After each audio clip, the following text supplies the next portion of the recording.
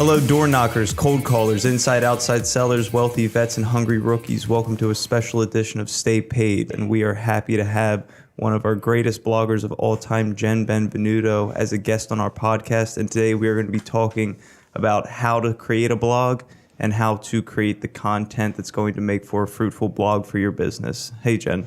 Hey, guys. Thanks for having me.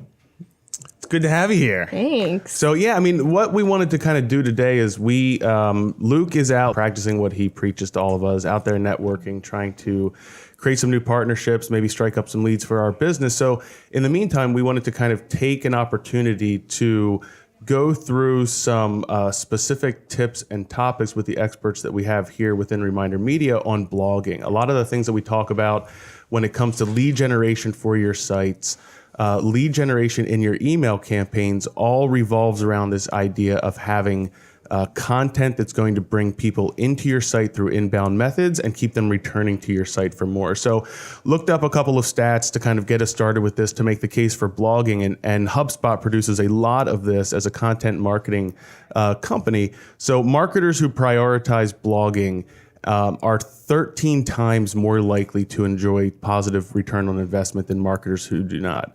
79% of companies that blog report a positive ROI for inbound marketing. So really what we wanted to do is kind of say, if you're not blogging, it's something that you should start thinking about doing because your competition is. And so the question really becomes, then how do we get started? So Jen, maybe you can kind of talk to us a little bit, because one of the things that you started doing about a year ago was really taking the blogs on ReminderMedia and focusing on creating original content for us that's ultimately going to help drive leads for our business. So if you are an agent, if you are a sales professional, not really sure where to get started, what might be some advice there? Yeah, I think more than anything with a blog, I mean, people look at it as totally confusing and scary, but it's pretty much a diary, a personal journal that you have to put down your thoughts, put down what you think, your opinions, all that. But how I got started more than anything is my husband and I just recently bought a house, and that was kind of my segue into real estate. I used a lot of what we learned, didn't know anything. It was the first time home buyer, but just the thoughts of the whole entire process and just the journey, and then creating that into what I think that our clients can actually use. Right. So it's kind of taking that personal experience and translating that, and it was kind of an easy way to get started with writing. Mm-hmm. So then if our listeners have their own site, obviously they can start kind of a blog on their site. What might be some other options or venues that people could begin writing and posting on? Yeah, I know, Stephen, you're more familiar with Active Rain, correct? Yeah, I think for real estate agents, there's two primary places where I would try to get your content published. The first of which is Active Rain, and there's no barrier to get it on there. All you have to do is publish it, and it'll be on there, and you will be at the mercy of the people on the site. So they will either like it, and it'll get forwarded to the front page, but it definitely takes some time. It's something we had to get used to, and we did get some attention early on, and we've continued to get some attention, but it's definitely a great learning forum. And then there's something bigger like Inman, where you're going to have to work with somebody in an editorial capacity there, and they're going to have to review your work before it gets posted. But that's also a really great place for you to get your stuff published. And then there's all the social media stuff, which is something you could probably speak to. Yeah, and then actually back to the forum, there is one more that I wanted to add. It's medium.com. Okay. It's more of just a general blogging site for any time. I mean, it could be a business professional, it could be a designer, a crafter. Anybody can really just go on there, create their site, and post their original content. And it's like giving them a blog, yeah, basically. Absolutely. You don't really have to deal with setting up a WordPress or anything like that. But yeah, and you can just comment and share your content more than anything.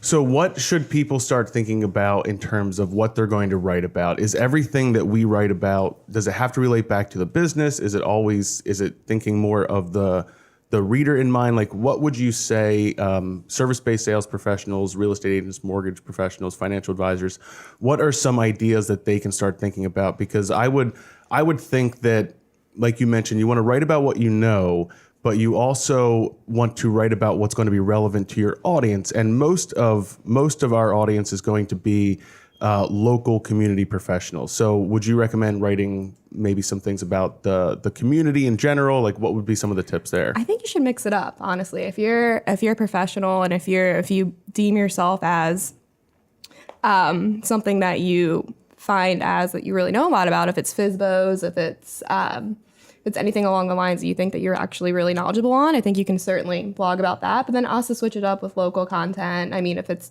a new restaurant coming downtown, if it's the school districts, anything along those lines. And then also personal experiences. Like, did you just go on vacation? People want to see you. They want to know personal experiences. They want to know you have a personality outside of work. That does happen. Right. Yeah. It does happen. But yeah, believe it or not, I mean, you do have a family, you do have a the lines are life, blurred, but it's there. Yeah, no, I mean, I think you mix it up more than anything. So, I mean, I know in just kind of researching this, I was kind of curious. So I did just some Googling, and I found Inman.com that was mentioned before as a real estate news site resource. Has a 101 amazing blog post idea. So we might throw that into the show notes here. But I mean, they even said list 20 best apps for people preparing to sell their home. I know we did that specifically with one of our blog posts. Yeah, we did. We had apps, and we also just did recently, I don't know if it's posted yet, but we did one about podcasts. I mean, yeah. Funny, right?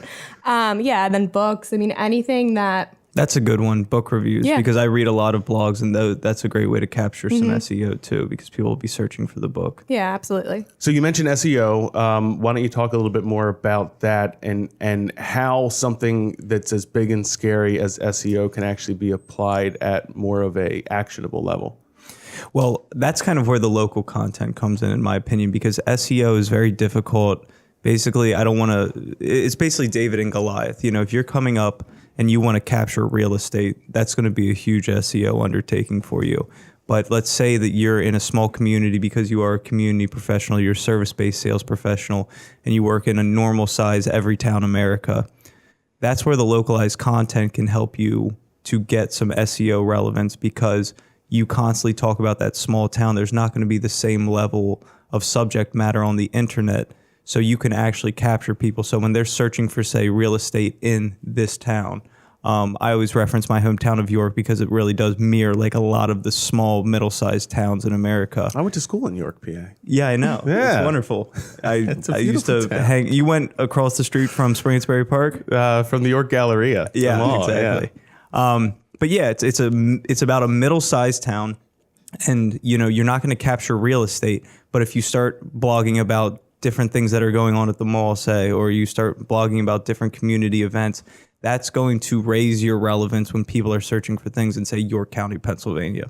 So other than that, but you can talk more about like blog length and stuff like that, and links and all that. Yeah, and I think too with SEO, something you want to keep in mind is you always want to, I mean, everybody Googles stuff. I Google random questions at all hours of the day. I'm guilty of it. But you want to think about more answering those questions of what people are actually Googling. If it's, like you said, local, if it's best restaurants in York, PA, if you want to blog about that. I mean, even it's not real estate, but then it's relevant content that they actually want to read. And then maybe they'll see, oh, you're a realtor. Yeah. Like, I don't know, something along those lines.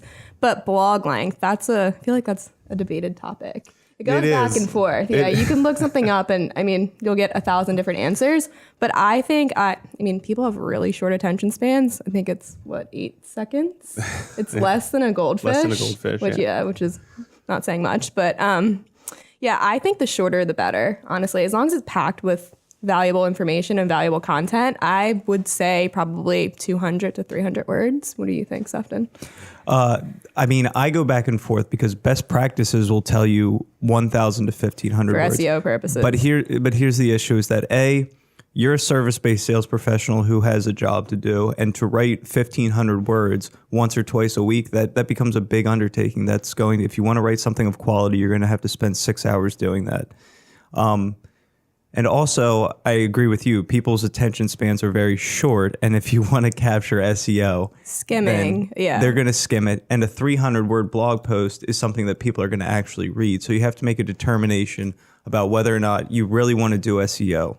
Well, I did find a stat that said 43% of people admit to skimming blog posts. So it's definitely something. The rest are liars. The rest Are you are telling me liars. 57% of people are just sitting there going through I with a don't know. fine It tooth? Yeah, I kind of don't know sounds about like what that. we're saying is people are going to skim them anyway. So really kind of then it comes down to how are you formatting in a way that's going to be as readable or as skimmable as possible, but still filling it with that content that's going to help your search engine results and capture as much audience as possible, because that's what the robots are going to be looking for as they're looking through your blog post. And then the people are going to be reading and skimming through the content. So tell us a little bit about what the structure of that would be. Is there sort of a structure that we use to help us set it up? I'm sure some of this probably goes back to Your research, high school English as your well. Research papers. But yeah, it so goes talk a back little bit to, about that. the intro, the body, and the closing. But I think the most important, obviously, is the body of a blog.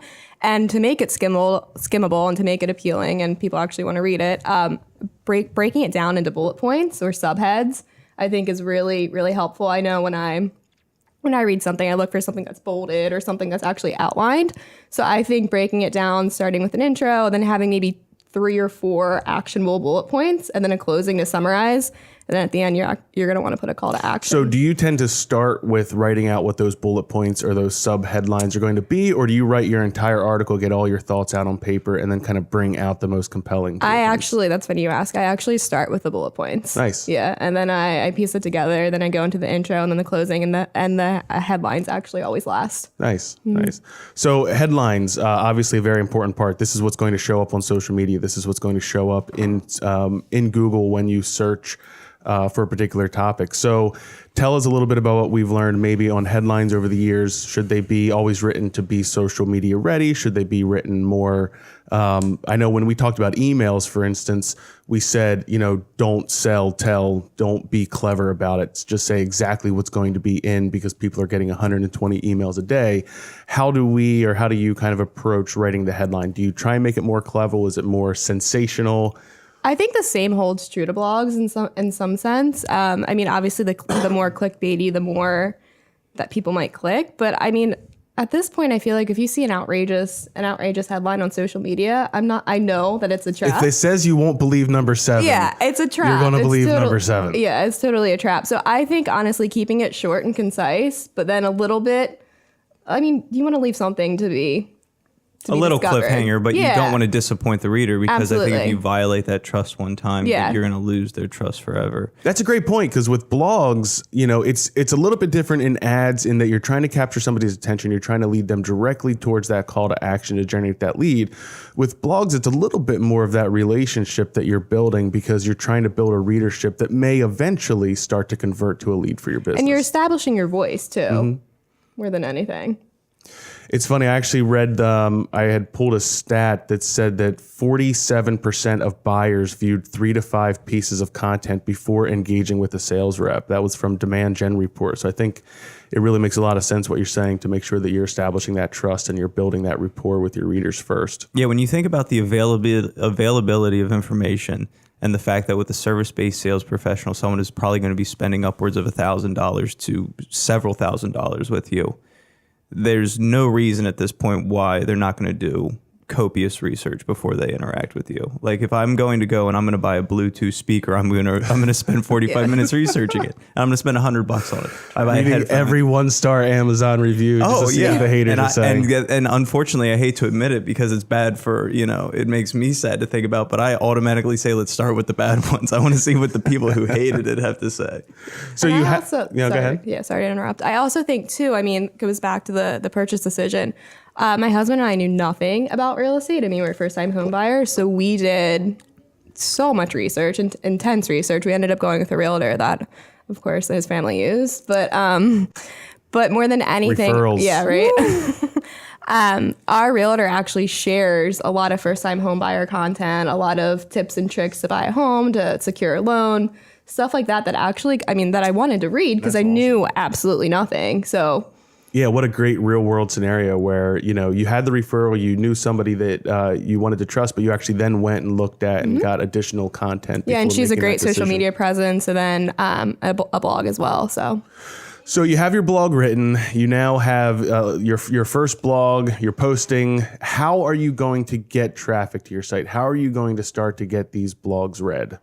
So, I mean, there's multiple ways, but I think the easiest is to push it out through social media. You probably agree, Sefton? Yeah, it's the number one way because that's not only going to get more eyes on it, but that's also going to allow for people to easily share it. So you can just extrapolate that exposure through social media. Other ways would be like Medium is a good thing because Medium, the website. Yeah, Yes. the Medium, the website, because there's a possibility that a lot of our listeners don't have a website for themselves where they could publish a blog. So if And you then want to get started, Medium's the best option. LinkedIn also has the articles feature. Yeah. That if you don't have a website, you can actually copy and paste and write your whole blog post in as an article and post it on LinkedIn. So that's another great way to And actually it'll get some eyes structure on it it. exactly like a blog. It's, you get the header image, you get the title. So Yep. it's a really easy way to That's do a great tip. Also, kind of in following that same idea, the same thing with your blog is when you are writing those articles on LinkedIn, make sure you're still including those calls to action that'll bring people to your site or bring them to become a lead for your business, because you can put that